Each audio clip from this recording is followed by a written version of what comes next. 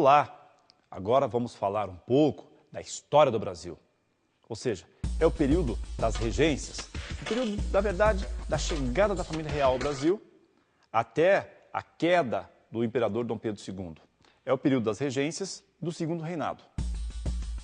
Esse primeiro momento da história do Brasil, na verdade, vamos imaginar assim, o Brasil era colônia. Lembra? Chegada dos portugueses, 1500, 1532 começa a formação dos governos, e aí vem até 1808. De 1500 a 1808, nós éramos uma colônia, simplesmente uma colônia. Aí aconteceu todo aquele problema com Napoleão Bonaparte, que vocês se lembram bem. Napoleão, ao invadir Portugal, faz com que a família real saia de Portugal, seja expulsa de Portugal. E aí essa família real tem que vir para a sua colônia mais próspera, como era chamada, o Brasil. Esse destaque, esse momento, você pode ver agora em Carlota Joaquina, Princesa do Brasil, em que mostra a chegada, a saída e a chegada da família real ao Brasil.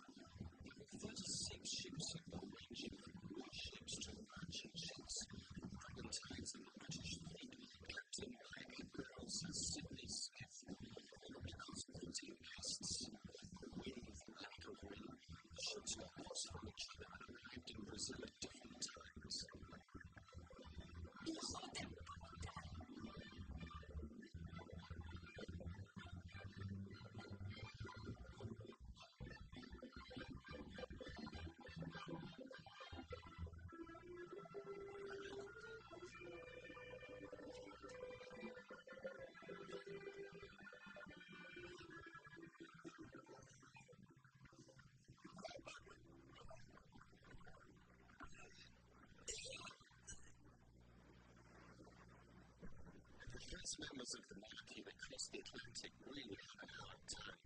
No food, no water, and this big round sun over their heads full of lice. Oh, please, don't talk about lice. But Yolanda, Carlota got to Brazil, and her head was all bandaged up because of lice, and people thought she was starting some kind of new fashion from Europe. Really?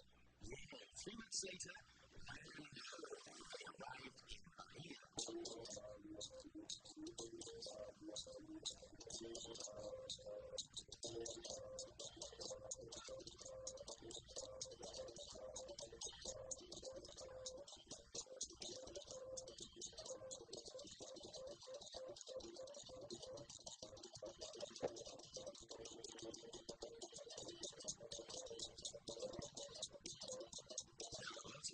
Detested the country the moment she set foot on it.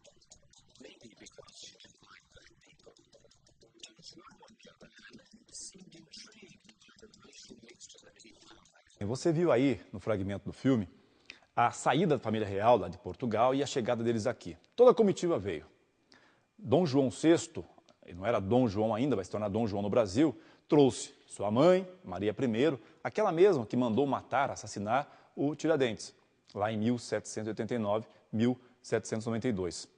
A prisão e a morte de Tiradentes. A Carlota Joaquina vem junto, esposa de Dom João, toda a comitiva. A história conta, alguns historiadores contam, que essa comitiva, que esse grupo, eram tanto quanto estranhos. Mas, na verdade, trouxeram grandes contribuições para a história do Brasil. Nós vamos chamar esse primeiro momento de primeiro reinado, que vai se dar de 1808, ou seja, a chegada da família real, até 1822, quando nós temos aí o processo de independência do Brasil. É um fato curioso. Dom Pedro I vai gritar independência sobre Portugal, que é governado pelo seu pai. É curioso isso, dá a impressão que foi um acordo, né? E foi um acordo, certamente. Então esse primeiro reinado é bastante conturbado e muito curto, 1808 a 1822. Data, chegada da família real, permanência da família real aqui, até que Napoleão é preso e depois morre na ilha de Santa Helena, em 1815 aproximadamente. Napoleão está morto, não tem mais um imperador lá na Europa mandando e desmandando. Agora, então, a família real que veio para o Brasil pode retornar tranquilamente. Só que Dom João não é bobo. Você acha que ele vai deixar o Brasil à mercê, então Dom João retorna ao Brasil e deixa seu filho governando o Brasil. Dom João vai embora. Agora, Dom João está em Portugal. Ele manda e desmanda em Portugal e na colônia, não mais colônia, o Brasil. Mas para ficar mais forte o poder dessa família, o Dom Pedro I, aquele que ficou, grita a independência em 1822, famoso grito de independência, que é bastante contestado, enfim. Ocorreu de alguma forma, não é o caso. Alguns dizem que sim, outros dizem que não, mas não vamos discutir isso. O que tem que ser discutido? O Brasil se torna independente em 1822. É uma independência, atenção para isso, política. Uma independência política, não é econômica. Por quê? Por que política? Porque nós temos um rei agora no Brasil. Mas nós tivemos que pegar emprestado dinheiro de algum país, um país chamado Inglaterra, aquele poderoso, mesmo porque a Inglaterra ajudou nessa vinda da família real para o Brasil, agora nós tivemos que pagar de alguma forma. O Brasil empresta dinheiro, Dom Pedro I empresta dinheiro da Inglaterra para pagar o seu próprio pai, pagar Portugal para nos tornarmos independentes. Estranha um pouco a história, não é? Muito bem. Só que Dom Pedro permanece no Brasil um certo tempo, até aproximadamente 1831, quando ele abdica do seu poder. Ou seja, 1831 há uma abdicação do poder. Mas aqui um ponto importante. Em 1823, Dom Pedro I conclama a Assembleia Constituinte. Essa Assembleia Constituinte é bastante curiosa. É chamada... O que é Assembleia Constituinte, professor? É o momento que o Brasil precisa escrever uma Constituição. Para que uma Constituição? Ora, nós agora temos um rei, nós temos que ter as leis que regem o país. A Constituição vai reger o país, vai ser as leis que vão dar o passo para o país. Só que aí vem um fato curioso. Quem é que pode votar no Brasil? Quem são os deputados? Quem que é a Assembleia? Então, instituiu-se a construção dessa Constituição, que vai se chamar a Constituição da Mandioca. Professor, por que Constituição da Mandioca ou Constituinte da Mandioca? Por quê? Quem podia votar nessa Constituição, na construção dessa Constituição? Somente quem tivesse aproximadamente 150 alqueires de mandioca. Verdade? É isso. 150 alqueires de mandioca significa dizer que eram pessoas ricas, tinham poder, e essas podiam então serem eleitos os deputados, enfim, e aprovar essa Constituinte. Muito bem. Dom Pedro, então, permanece no Brasil até 1831. Claro que essa Constituição de 1823, não pode esquecer, só retomando a Constituição, ela vai ser aprovada em 1824. E vai ser uma Constituição bastante curiosa. Ela vai criar uma nova forma de governo. O poder moderador, como era chamado, que vai dar ao governo, não é presidente, ao rei, um poder ainda maior.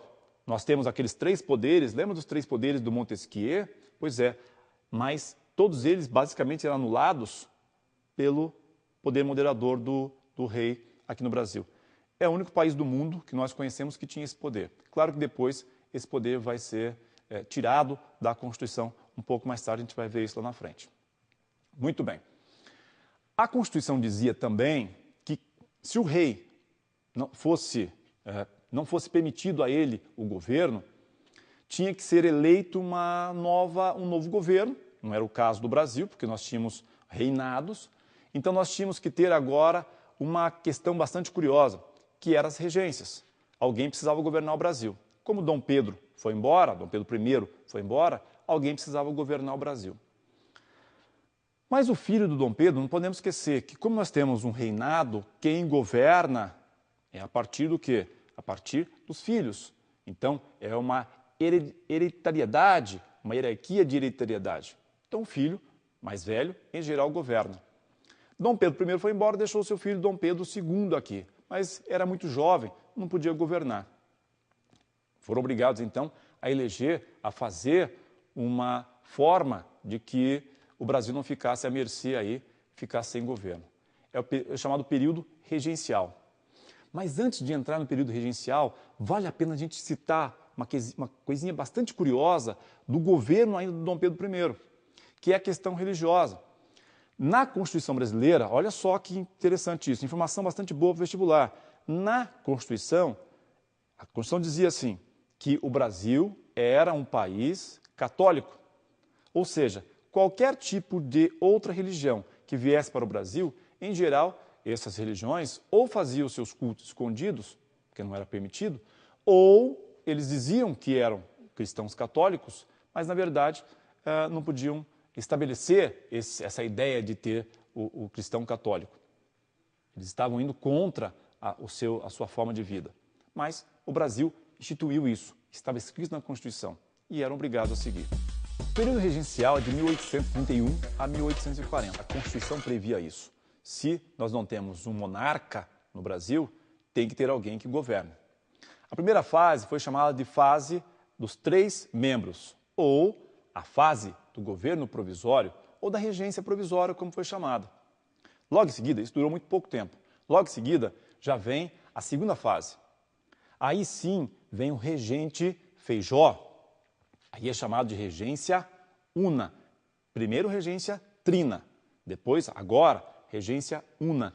Regente Feijó, quem era ele? O padre Diogo Feijó. Claro que o governo, sobretudo de Portugal, não vai deixar qualquer pessoa governar o Brasil. Então essas pessoas estavam diretamente ligadas ao governo central. O padre regente Feijó vai governar de 1835 a aproximadamente 1837. Depois é substituído pelo seu sucessor, o Araújo Lima sucede. Até 1840, aí vem a questão. Nós acabamos de falar que o período regencial vai de 1831 até 1840, aí vem a grande questão. Lembra que eu falei que Dom Pedro I havia deixado o seu filho para governar o Brasil? Mas o filho era muito jovem. A Constituição dizia que para assumir o governo tinha que ter no mínimo 18 anos. O menino foi deixado aqui com 7. Mas passaram-se algum tempo. Passou algum tempo. E aí o que acontece? O menino já estava, entre aspas, apto. Apto nada, ele estava com 14 anos. Mas com 14 anos não pode governar, professor. Acabou de falar, verdade. Mas aí, como existe sempre aquele jeitinho brasileiro, você já conhece essa história, não é que deram um jeito na data de nascimento do moleque e criaram então, do menino, né? E criaram então a ideia de que ele pudesse governar com 14 passou para 18. É chamado o que mesmo? O golpe da maioridade. O golpe da maioridade. Aliás, aqui vai uma questão muito importante. Quando uma pessoa